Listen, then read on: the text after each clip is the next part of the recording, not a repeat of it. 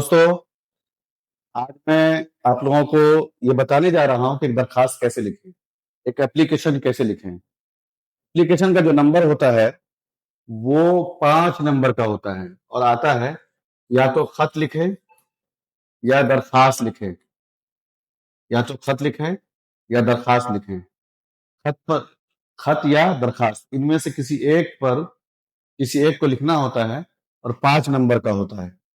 और इसी तरीके से जो आपका मजमून होता है, निबंध होता है, वो 10 नंबर का होता है।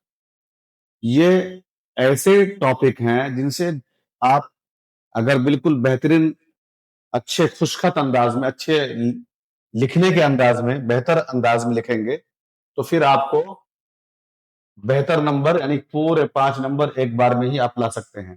तरीका क्या है? सबसे पहले आप हेडिंग डालेंगे। सवाल होता है अपने प्रिंसिपल को एक दरखास्त लिखें। अब दरखास्त में क्या होता है? मौजू होता है।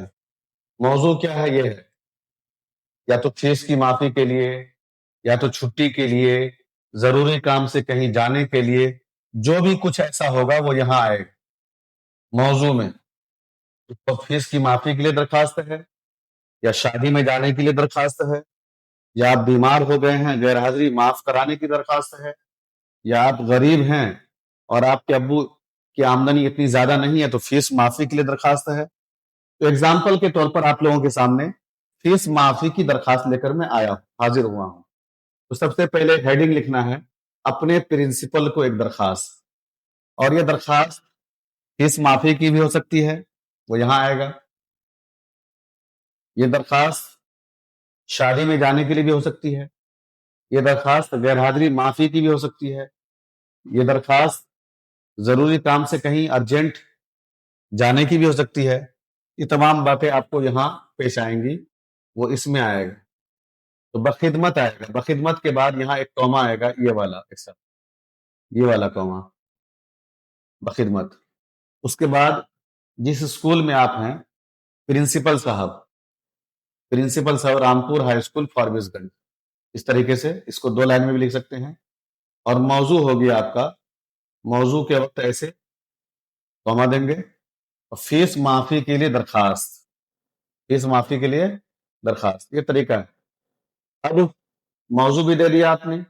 अब यहाँ पर लिखेंगे जनाब आली, और जनाब आली के बाद ये जो क्या कहते हैं कि निशान है, इसको इस अलामत को खिताबिया निशान कहते हैं। क्या कहते हैं? खिताबिया निशान। इस अलामत को खिताबिया निशान कहते हैं, खिताबिया निशान कहते हैं। जनाब आली। अब यहां से आप मुखातब हो रहे हैं अपने प्रिंसिपल साहब से कि आपको क्या जरूरत है, किस बारे में आप बोलना चाह रहे हैं। जनाब आली, अदब के साथ अर्ज ये है, मैं स्कूल का तालिब इल्म हूं, मैं इस स्कूल का तालिब इल्म हूं, मैं गरीब किसान का बेटा हूं, मेरे वालिद साहब की आमदनी बहुत कम है। क्योंकि आपने यहाँ मौजू लिया है फीस की माफी, उसी अंदाज से लिख रहे हैं बहुत कम है। घर के खर्च के बाद मेरी फीस जमा करना हमारे लिए बहुत मुश्किल हो जाता है, इसलिए आपसे मुअद्दिबाना गुजारिश है, मेरी एक माह की फीस माफ फरमा दी जाए, मैं आपका बहुत शुक्रगुजार रहूंगा। आखिर में मैं उम्मीद करता हूं आप मेरी दरखास्त पर हमदर्दी के साथ गौर फरमाएंगे। आपका फरमाबरदार आस मोहम्मद, दर्जा 10, रोल नंबर 38, जो भी है इस तरीके। और तारीख यहां पर लिखेंगे, जैसे आज की तारीख, जो भी तारीख हो, 30, 11 और 25, ये तारीख यहाँ, और नाम रोल नंबर ये यहाँ। अब इस बीच वाला जो मैटर है, इसको आप बदल भी सकते हैं। जैसे ही आप यहां बदलेंगे, जैसे गैर हाजिरी माफी की दरखास्त, तो यहां हो जाएगा अदब के साथ अर्ज करना है कि मैं आपके स्कूल का तालिब इल्म हूं और मैंने बगैर कहे मेरी गैर हाजिरी हो गई है, मुझे कुछ जरूरी काम था घर पर, इसलिए आपसे गुजारिश है कि मेरी गैर हाजिरी माफ फरमा दे, मेरी मेहरबानी होगी। इसी तरीके से यहां पर कुछ और भी हो सकता है। शादी में जाने के लिए दरखास्त, शादी में जाने के लिए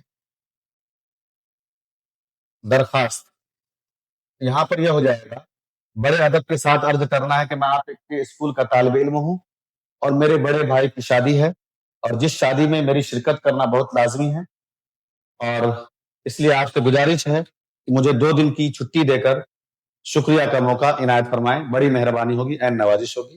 آپ کا پیار فرما بردار آس محمد۔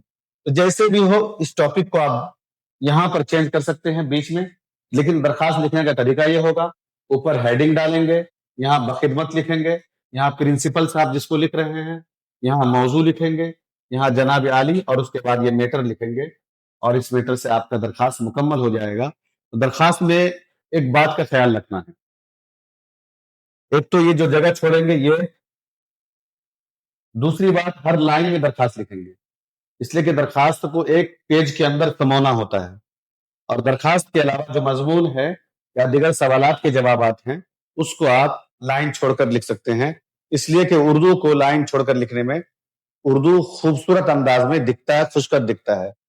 خدا حافظ۔ آپ سمجھ گئے ہوں گے کہ درخواست کو کیسے لکھنا ہے اور درخواست لکھنے کا طریقہ کیا ہے۔ یہاں پر موضوع ہے، یہاں پر جس اسکول میں ہے اس کے پرنسپل اور اس اسکول کا پتہ اور بخدمت، اور یہاں پر جناب عالی سے آپ لکھنا شروع کریں گے اور یہ ہیڈنگ ڈالنا ہے۔ یہ طریقہ ہے آپ کے درخواست لکھنے کا۔ اس طریقے سے اس کو موضوع کو بدل بھی سکتے ہیں، اور جیسے ہی موضوع بدلے گا آپ کا جو میٹر ہے اس میں بھی چینجنگ آ جائے گی، اس میں بھی تبدیلی آ جائے گی۔ خدا حافظ۔